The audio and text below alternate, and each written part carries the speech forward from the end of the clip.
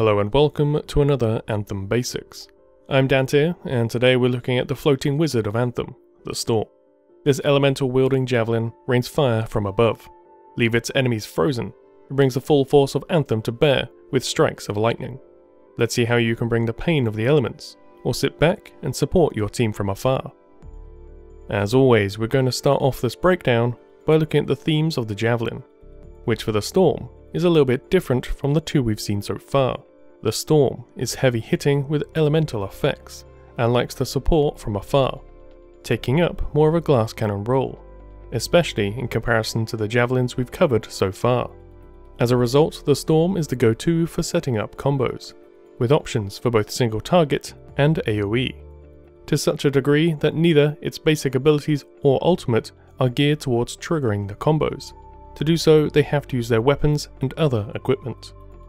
Just as with the Ranger, the Storm has access to all weapon types, with the exception of the Colossus heavy weapons, though you'll find more benefit in sticking to longer ranges, as the Storm doesn't fare so well up close, as its armor mostly consists of paper, relying on its regenerating shield to survive combat. Where other Javelins might rely on rockets, mortars and cannons for their abilities, the Storm has access to a far more advanced set of technology, with seals. These allow them to harness the power created by the Anthem of Creation. The first of these is the Blast Seal. As the name suggests, these are the more explosive of the abilities. Primarily, these will be your AoE abilities, with 4 of the 5 abilities having some focus on it.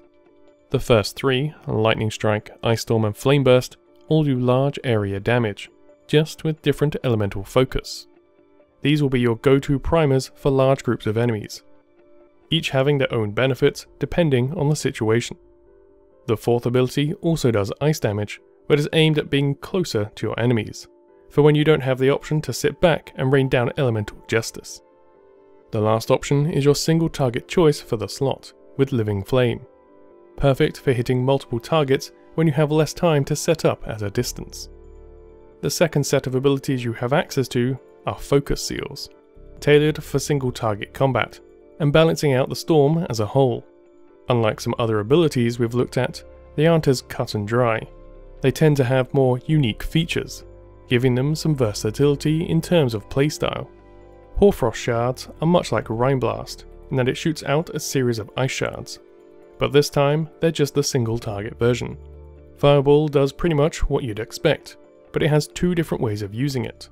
You can quick cast your Fireball to shoot out smaller but more frequent attacks, or charge the attack and unleash a devastating blast.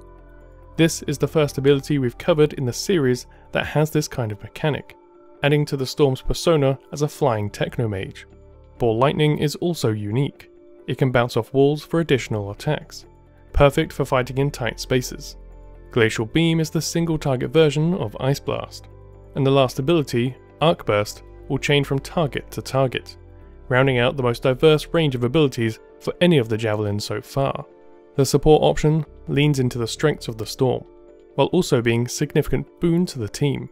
The Wind Wall creates a large wall that blocks enemy projectiles, which can be used to project the Storm as it sits at range, or to block choke points, nullifying all damage from one direction, rather than reducing it like other Javelins.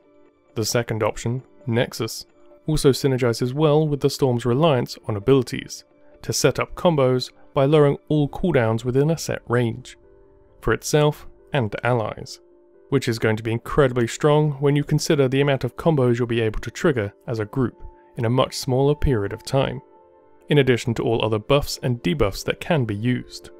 Lastly, we have the ultimate, bringing to bear the full power of the elemental Storm, combining all its core elements, frost, electricity and fire, to slam down from the sky as 3 separate devastating attacks.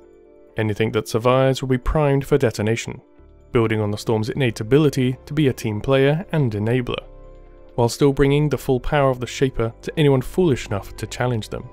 In addition to core abilities, each Javelin has a unique result when detonating a combo. For the Storm, rather than increase direct damage like the Ranger and Colossus, the Storm is able to keep spreading the primers to more targets. Every time you detonate as the Storm, whichever status effect they are under spreads in a large area to new targets, creating a chain reaction of combos. making them the clear favourite at large-scale crowd control, or just consistently doing damage over increasingly large areas. But that's not all. There is one very crucial mechanic we've yet to cover. Unlike any other Javelin, the Storm is able to hover, nearly indefinitely, due to the power of its shields. As long as the Storm can keep at a safe distance and maintain its shields, it can sit above the battlefield, setting up combos for allies, sniping targets, or just gathering more information, able to control the battlefield from the sky like no other. Though this does make them somewhat of a target, so they have one trick up their sleeve. Their movement ability allows them to teleport a short distance, either out of danger or to chase down a fleeing foe, in which case you might want to use the Storm Javelin's melee ability. Simply punching, stabbing and slicing at their target is far too crude for one capable of controlling the Storm. Instead, they manifest fire in their palms, unleashing a short-range fire burst, knocking its enemies back into the line of fire and keeping the Storm safe at a distance. If you enjoyed this episode of Anthem Basics, be sure to leave a like, provide your request below, support the channel by subscribing, and using the bell to be notified of future content as it goes live. And until next time, I've been Dante, thanks for watching.